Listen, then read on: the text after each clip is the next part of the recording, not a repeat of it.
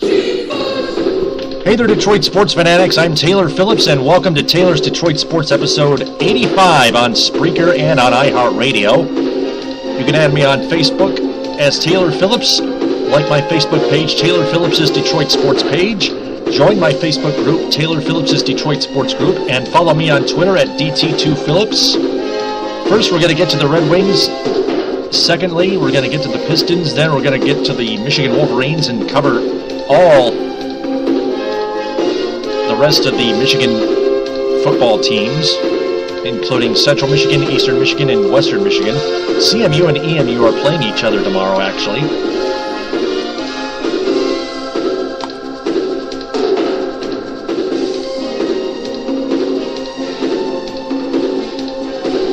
First off, the Red Wings beat the Kings 5-2.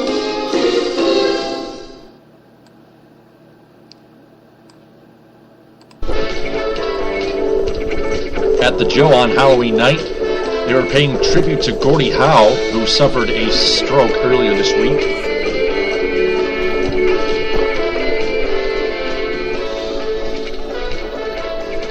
I know it's really sad. What you hear? What's your problem there, pal? Can't a guy get a bit of sleep? Don't bug me. It's not a time to be mad, though.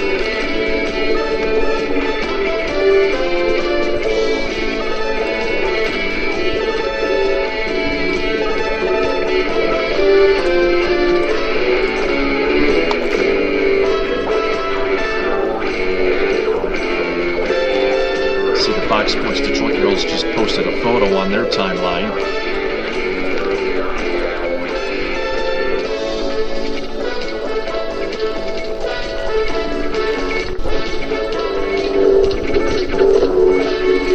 I shared it on my sports page. There were 20,066 in attendance at Joe Louis Arena, standing and supporting Gordie Howe and telling him to get well.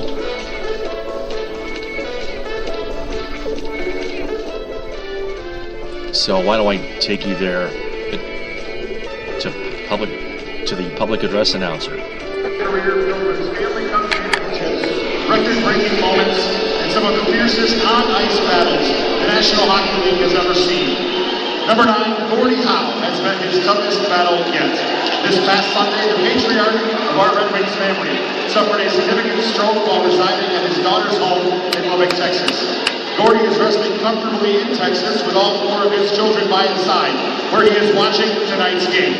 We here in Hockeytown want to pass our best wishes, thoughts, and prayers to a member of our family. So at this time, may we ask that you please rise in celebration and support for one of the greatest hockey legends to play the game, and let him hear you this evening, Mr. Hockey, Gordie Howe.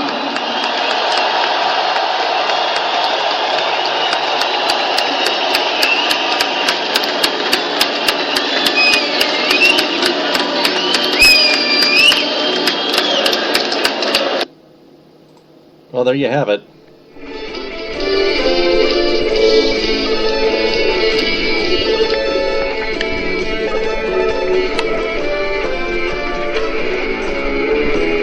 That was during the game.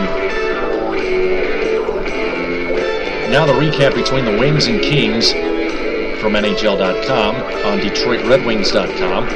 The Red Wings scored four goals in less than 10 minutes of the first period, leading to a 5-2 win against the Los Angeles Kings at Joe Louis Arena on Friday.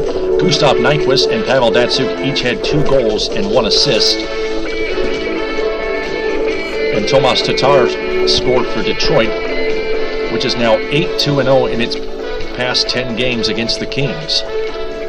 Nicholas Kronwall and Henrik Zetterberg had 2 assists each, and Jimmy Howard made 28 saves for the Red Wings. Alec Martinez and Tyler Toffoli scored for Los Angeles, which had its lost 3 straight. Jonathan Quick stopped 30 shots. Toffoli made it 4-2 with a shorthanded goal, 1:48 into the third period. He put in the rebound of Mike Richards' shot for his 6th goal of the season. Datsuk scored an empty net goal for his 4th of the season. Howard stopped Kings captain Dustin Brown on a penalty shot 2:29 into the third. Also with Los Angeles shorthanded, Danny DeKaiser tripped Brown on a breakaway. At the beginning of the third period, I thought the Red Wings were coming unglued.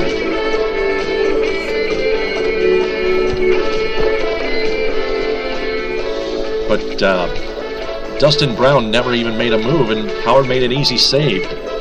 Brown shot it right at Howard's pads. The Wings led 4-0 after the first 15 minutes and 28 seconds. At 18:08, a pane of glass was broken, and the officials sent the teams to their dressing rooms for the first intermission. The remainder of the first period was completed, and the second period started right away afterward. Nyquist opened the scoring at 5:51 on the power play. He put in a one-timer from the slot off a touch pass from Zetterberg for a power play goal. Datsuk made it 2-0 at 9:42 after stealing the puck from Dwight King in the King zone. Datsuk's attempted pass from the left circle deflected in off Los Angeles defenseman Jake Muzzin. Nyquist's 7th goal of the season also came on the power play. He slammed in the rebound off Cronwall's shot from the point that bounced off the boards behind the net. It gave the Red Wings a goal on 3 consecutive power play chances. They scored on their final try with their extra man in a 4-2 win against the Washington Capitals on Wednesday. Tatar increased the lead to 4-0. Tatar increased the lead to 4-0 with 4:32 remaining in the period when he scored on a one-timer from Quick's left pad off a pass from behind the net by Gustav Nyquist. Martinez, who is from the Detroit suburb of Rochester Hills, Michigan, scored with 9:19 left in the second period to make it 4-1. That goal, after Howard appeared to have the puck frozen, it popped out, and Martinez slid in the backhand from Howard's right pad for his first goal. See, that Alec Martinez goal, from the overhead replay above the net, I thought the puck never crossed the line, never fully crossed the line.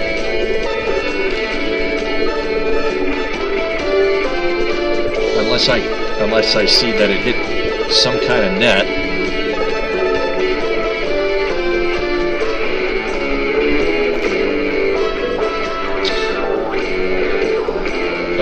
The Wings lost defenseman Kyle Quincy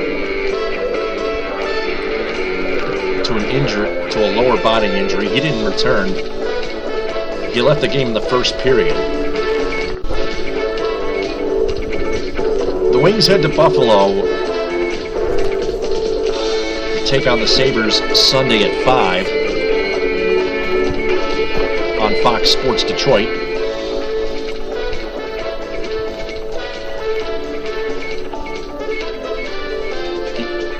You can listen to all Red Wings games on the Detroit Red Wings radio network with Ken Cowell and Paul Woods, including the flagship station from Southfield, 97.1 The Ticket.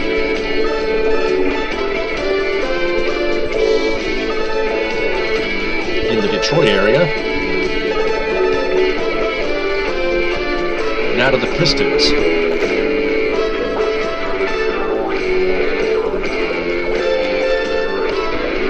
Keith Langlois writes from Pistons.com, titled, "It's not a great start, but it's 2 games, and Stan Van Gundy's track record says it's nothing more than that." Before their home fans glimpsed the unveiling of the Stan Van Gundy era at the Palace, the Pistons limped into the Palace with an 0-2 record. Understandable that if that stirs painful flashbacks and sparks a little "here we go again" cynicism.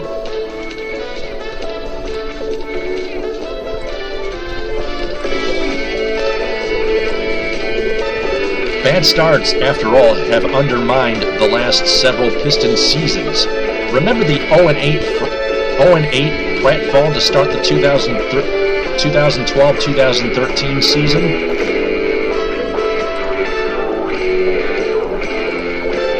But just like Van Gundy says, the Pistons have bad habits to break, so have their bad starts fostered a bad habit among their loyal fans. A baseless expectation for the inevitably of Murphy's Law, whatever can go wrong, befalling their favorite team. The reality is the Pistons lost 2 winnable games, down 2 points with 3 minutes to play at Denver against the Nuggets when Andre Drummond fouled out, tied with 90 seconds to go at Minnesota at two tough road venues. Home openers for both teams, and they played both without Greg Monroe, their offensive fulcrum, and Jody Meeks, their big free agent addition, signed primarily for the consistent threat of his three-point shooting changes the fabric of their offense. The Minnesota loss struck a nerve with Van Gundy for a dispiriting 7-minute stretch to start the second half, in which Minnesota outscored the Pistons 25-7. He saw heads drooping, flat feet, and grimaces at every whistle and bounce that betrayed them. And where that was concerned, he wanted nothing to do with the crutch of missing players. He said, quote, "You can get blown out in games, teams can go on runs, you're missing shots, they're knocking down shots, that can happen. But to get out-competed and melting down and losing it and lose concentration and get discouraged, that has absolutely nothing to do with who's out there. That's just a matter of whether or not you want to compete," unquote. And in Van Gundy's compete and utter distaste for what he witnessed in Minnesota lies the glowing ember of hope for Pistons fans. Because this much we know, Van Gundy teams will compete. His track record screams as much. His first Miami team wasn't dripping with Hall of Fame talent, though it was blessed with a rookie named Dwayne Wade who would grow into that soon enough. The team started the season 5-15. In the middle half of the season, games 21 through 61, the Heat went from a 250 winning percentage team to essentially a break-even bunch, 20-21. Over the final quarter of the season, they went 17-4. Van Gundy's first Miami team won 17 more games than it had the season before, with less than a dramatic roster turnover. His first Orlando team, crafted around Dwight Howard, went from 40 wins to 52. The Van Gundy effect is real. It just isn't immediate. He doesn't have a magic wand, just an unrelenting belief in hard work, rooting out seemingly intractable problems. He might get exasperated with the evidence of those bad habits he's trying to break. But he knows he can't afford impatience any more than his team can afford the frustration that buckled their knees at Minnesota. He said before the season tipped off, quote, "You've got to judge over the long haul of 82 games. What you've got to try to do, I'm not very good at it myself, is to be fairly even-keeled. We're walking in every day trying to get better, not get too high when you win 4 or 5 in a row, and thinking we don't need to work on anything, and not getting too low if we lose 3 or 4 in a row and getting discouraged. You just got to hang with it," unquote. He knows that's tougher to do for a team when hard work isn't routinely rewarded with wins. But he's ferociously vigilant about not letting losses and their accompanying frustration become the excuse for further failure. In other words, there's no feeling sorry for yourself. There's no crying in the NBA. So it'll be back to work. Back to building good habits by first breaking bad ones. Back to drilling the 6 inviolable tenets of defense and the comparable 6 for offense. He said on the eve of the regular season, we want to get better every day. We're nowhere near we need to be. We're nowhere near where we need to be. I think we've made some progress over the month, but I think even the players would tell you we've got a long way to go. We just want to see progress from week to week as we go through the season, and the results will take care of themselves, unquote. He says it matter-of-factly because, well, they always have. Given just a little time to get things right, chances are they will here too.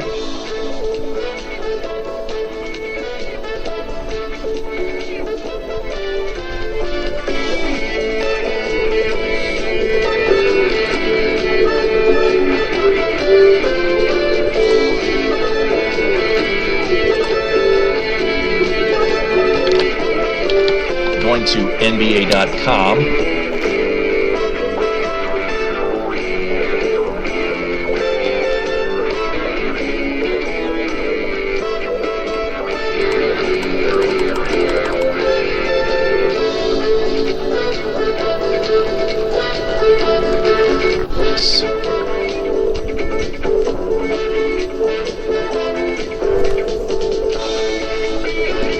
Scores and schedules. I'm going to get a glass of water. I'll be right back.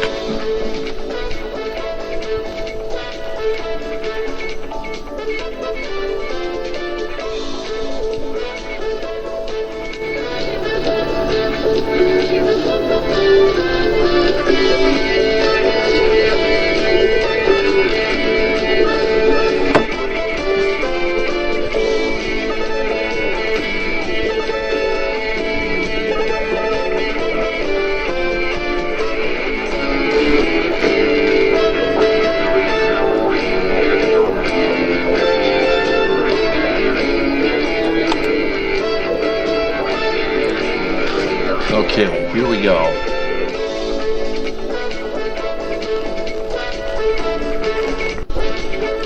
Preview, Nets at Pistons.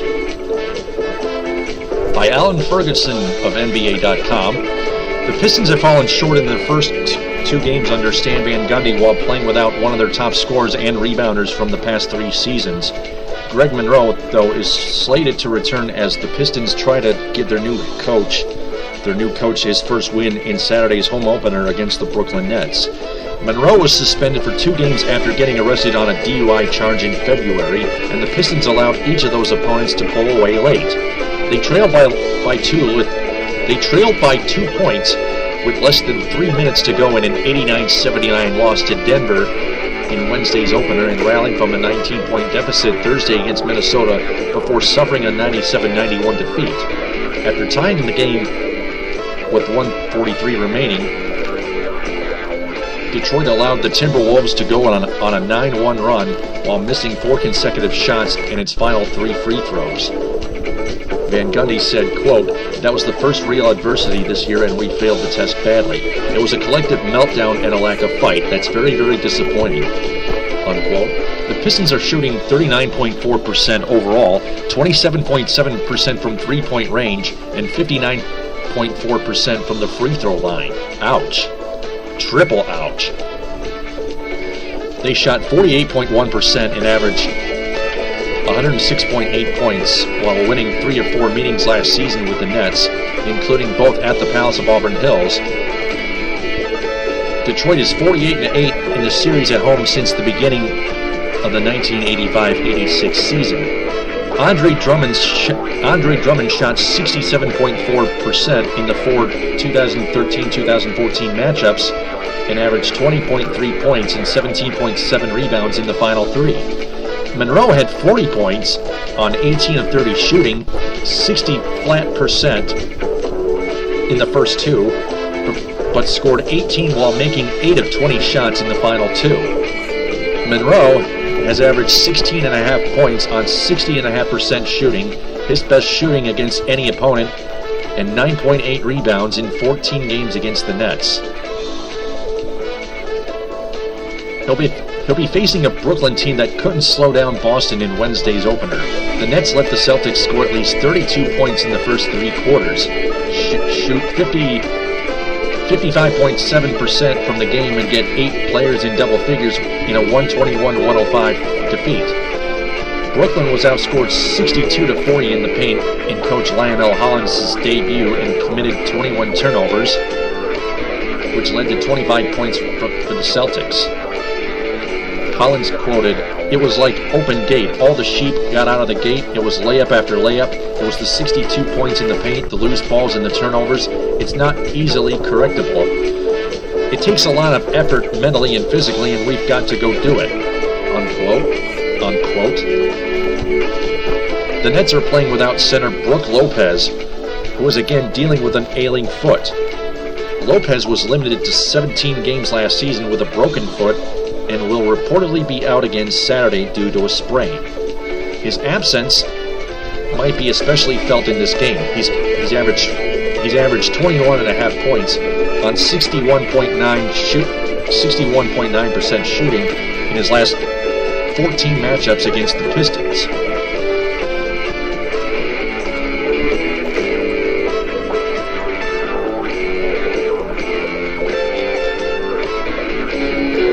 Easily done.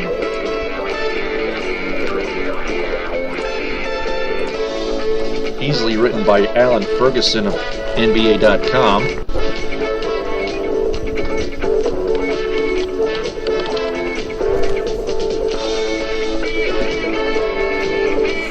That game is televised on Fox Sports Detroit at 7:30. You can catch that and all Pistons games on the radio on Detroit Sports 105.1.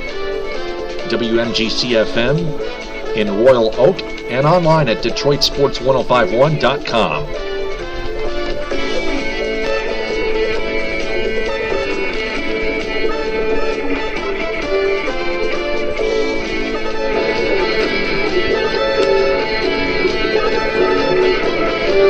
Let's move on to college football.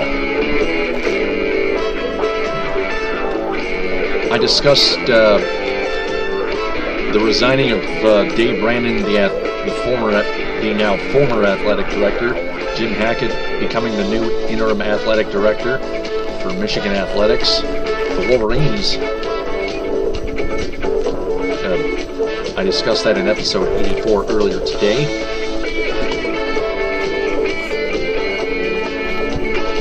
Just about halfway through this episode 85 on Spreaker, Taylor's Detroit Sports, on iHeartRadio as well. I'm Taylor Phillips.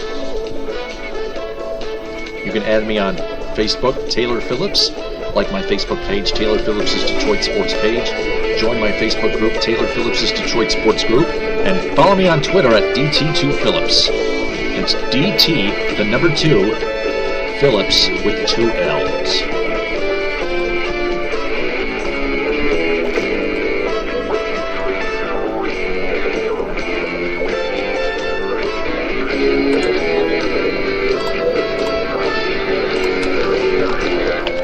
I'm going to tweet preview Nets at Pistons.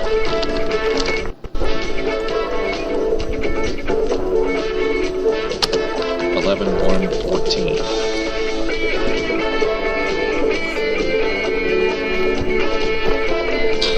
All right.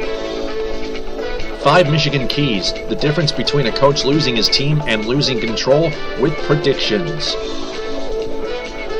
Written by Nick Baumgartner of MLive.com. If there's one question that's come up consistently throughout not only this season but also 2013, it's been about whether or not Brady Hoke has lost his Michigan football team.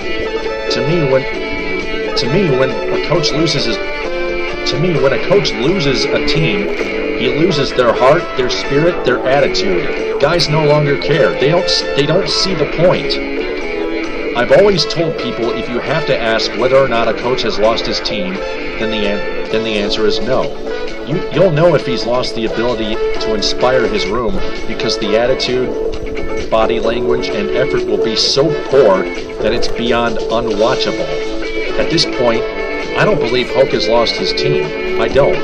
Players still give effort, even if it's flawed. They still play until the final horn, even if the game's basically over.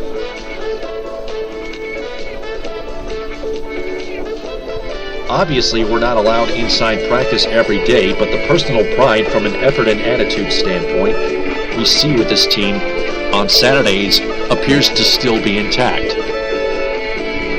Those guys care about Hoke and vice versa. They want to win for him as much as he wants to win for them. There's a different question here that needs to be asked now, though. Hoke hasn't lost his team, but has he lost control? Players love him, but do they respect him? Do they fear him? At this point, it's getting harder and harder to believe he does have control as the same problems continue to persist week to week. If Hoke had control, then that stupid tent snake never would have made its way out of the locker room and into the tunnel Saturday. Players would have known beyond a shadow of a doubt if they pulled a stunt like that, then there would be a price to pay. If he had control, then sloppy play and fundamental flaws wouldn't continue to occur week after week after week. Offensive linemen would look better, not the same or worse.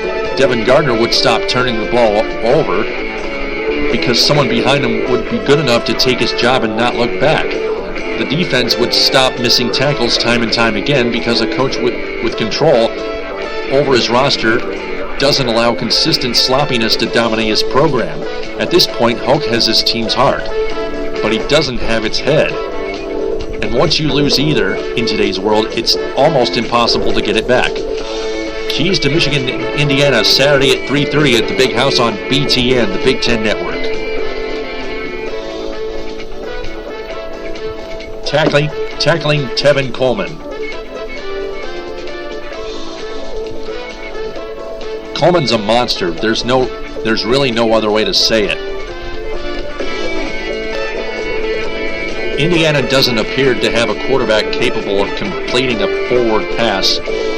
At least it didn't 2 weeks ago, but with Coleman, it literally might not matter.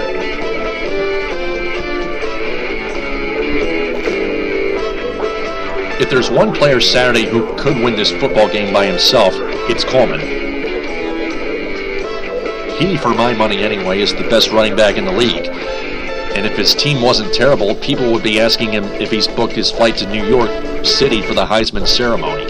At this point, Michigan's played against two teams with solid rushing attacks. Notre Dame is not one of them. That being Minnesota and Michigan State. MSU's Jeremy Langford took control of the game last weekend in East Lansing, rushing for 177 yards and 3 touchdowns.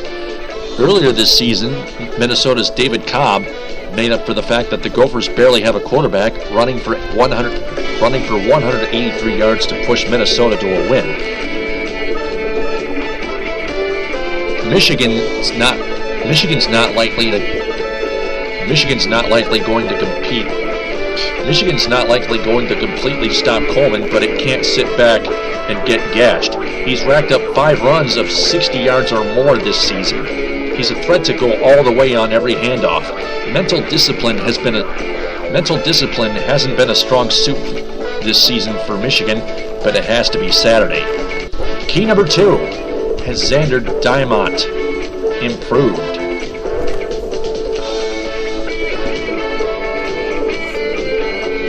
Two weeks ago, Indiana threw freshman quarterback Xander Diamont to the Wolves, and the results were about as expected.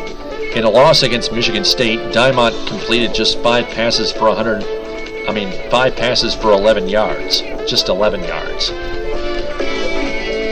But the important thing for Indiana here comes from the fact that he has had 2 weeks to prepare for his next start. The Hoosiers didn't play last week, and Kevin Wilson, who still is a terrific offensive coach, had plenty of time to get his young quarterback at least somewhat up to speed. Even so, if Michigan can somehow keep Coleman from just ripping more than 8 yards per attempt, his season average every time he touches it, then it'll be able to force Dimont to make throws to win. That's really the only option here. Make Dimont beat you. Don't let Coleman kill you.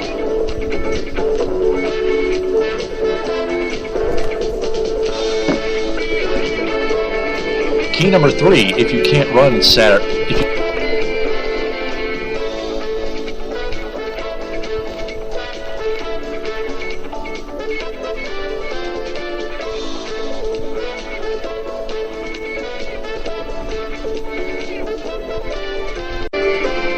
The Hoosiers gave up 330 yards on the ground 2 weeks ago, 207 the week before that. Not counting a season opening snoozer against Indiana State, Indiana's defense has allowed an average of 191.8 yards per game on the ground.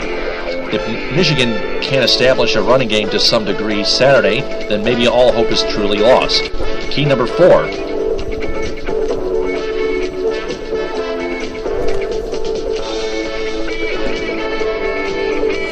Get the ball to Jake Butt, the tight end. We've asked this question week after week after week, and we really haven't gotten much of an answer. Why has Michigan struggled to get Jake Butt the football? Butt doesn't even really know himself, admitting earlier this week that he believed he'd see more targets this season. At this point, Butt has only 10 catches for 113 yards this season. That's nowhere near enough. Michigan and Gardner have to be more cognizant when it comes to this guy. He's an extremely talented tight end who knows how to get open and hangs onto the ball more often than not. If Butt's not a primary option, then Gardner has to be able to go over progressions long enough to find them. He's a weapon. You don't have many. Use it.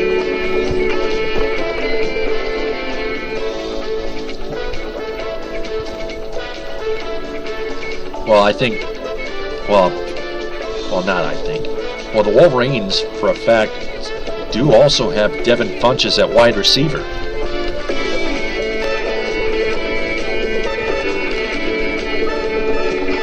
Key number 5, predictions. Well, predictions are not a key. There are actually 4 on this article.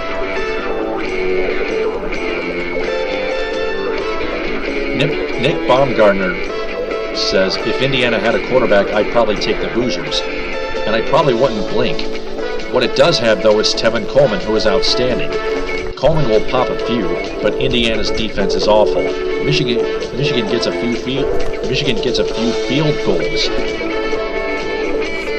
and barely gets this, or it doesn't. I really don't know at this point. Michigan 15, Indiana 14. Brendan Quinn. Hoosiers can control the game and the clock with the ground game. Until Michigan shows some semblance of offense, there's little reason to foresee points being put on the board. Indiana 17, Michigan 7. Again, you can catch that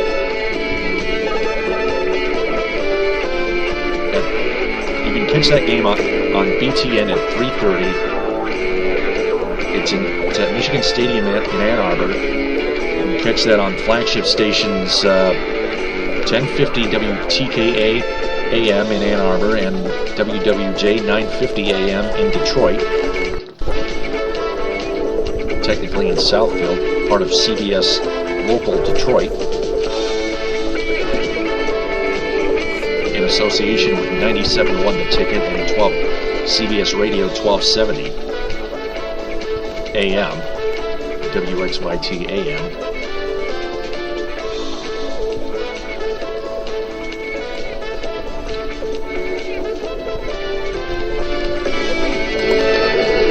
About 10.5 minutes left on the show.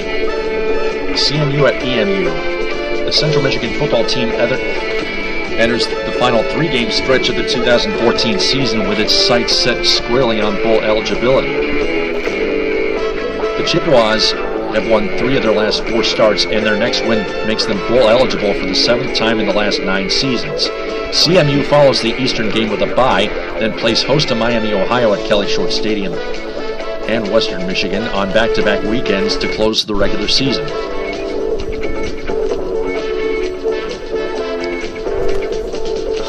Eastern is 2-6, 1-3 under first-year coach Chris Creighton. The Chippewas have won 2 straight over the Eagles and 4 of the last 5. CMU head coach Dan Enos said, quote, "It's going to be a challenge. I've watched them on tape and been very impressed with their physicality of their offensive line. Even playing Eastern Michigan the past couple of years, I've always been impressed with their tight ends and their offensive line and their backs with how physically they've been. It's no different this year. Unquote. The Chippewas experienced life without Thomas Rawls, their wide receiver, Saturday, and still managed a win at Buffalo. CMU built an early 4-0 lead, saw the Bulls come back to tie it, and then mounted a 98-yard, 16-play game-winning drive that ended in a Cooper Rush to Titus Davis touchdown pass that proved to be the difference in the game, the extra point being no good. 20-14 was the final last week. Rawls, the MAC's leading rusher, left Saturday's game with a knee injury after just 3 carries. Enos said his status is day-to-day. Against the Bulls, Sailor Lavalle and Martez Walker stepped up, combining to rush for 137 yards. Lavalle scored 2 touchdowns, carrying 21 times for 80 yards, while Walker had 57 yards on 16 attempts. Enos added, quote, "I think it's imperative to those days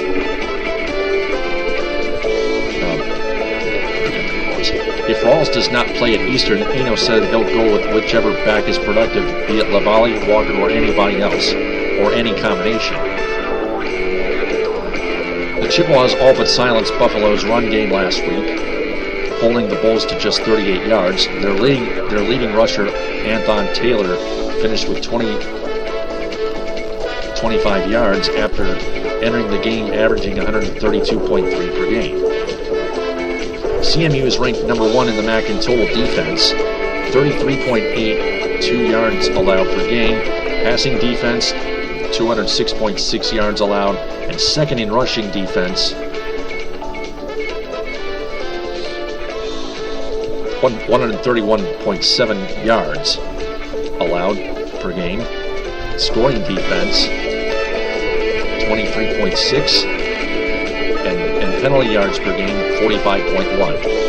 Eastern Michigan is ranked in the top 10 in just 2 of the 13 statistical categories measured by the MAC, the Mid-American Conference. The Eagles are 4th in rushing offense, 169.5, and 8th in penalty yards per game with 56.1. The Eagles' 2 wins have come over Morgan State and Buffalo. They fell last week to Northern Illinois 28-17 after leading 17-14 early in the 4th quarter.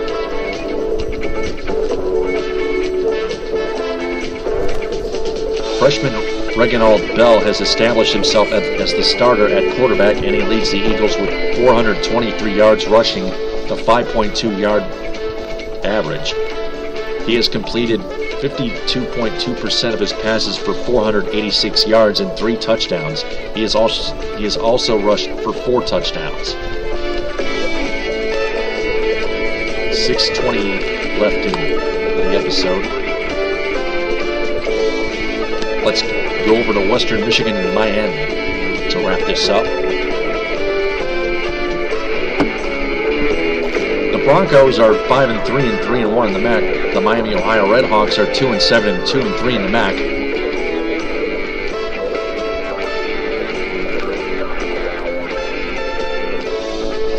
and 4 out of MAC.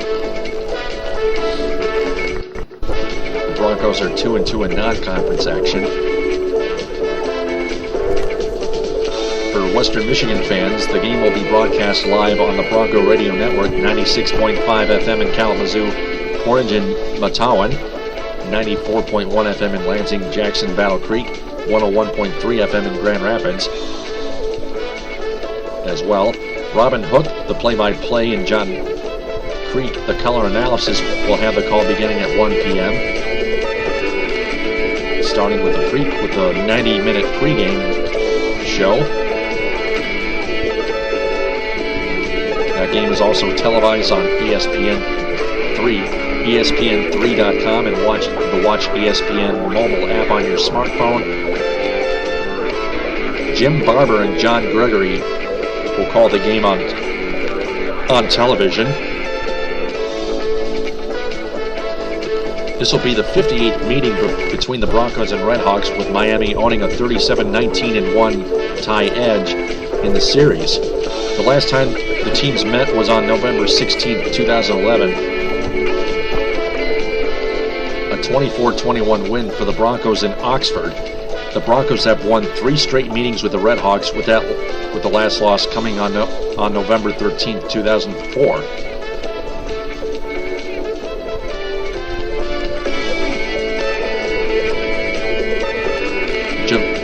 Jarvion Franklin tied the program record for touchdowns in a season against Ohio, the Bobcats, with his third rushing score of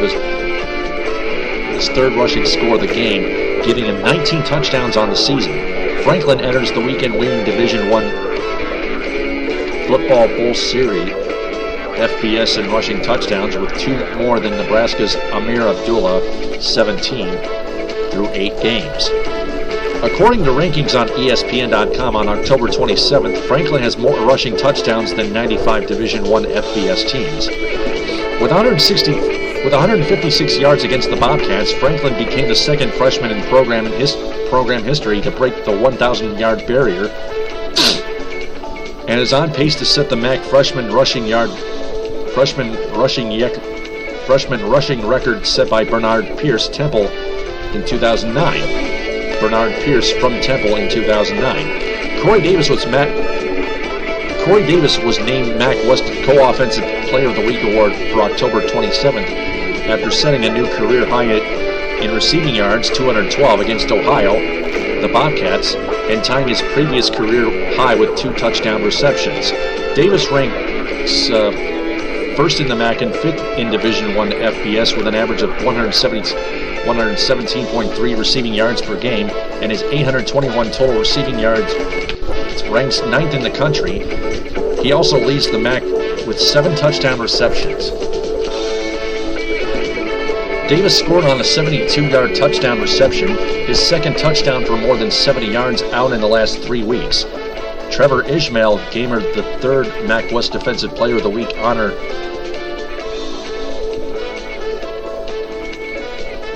of the week for the Broncos after recording 8 tackles, 2.0 TFL, 1 sack, and a pick 6 against the Bobcats. Ishmael is the first Bronco to return an interception for a touchdown since Doug Wiggins did it against Toledo on November 8, 2011. Got 2 minutes left. Lots of other stuff that have nothing to do with this matchup. So I'm going to go ahead and close this tab and wrap this broadcast up. That's going to do it for Taylor's Detroit Sports episode. That's going to do it for Taylor's Detroit Sports episode 85 on Spreaker and iHeartRadio.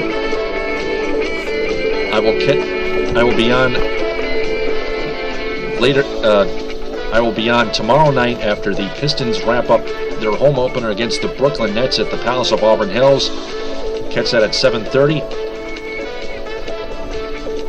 on Fox Sports Detroit and Detroit Sports 105.1.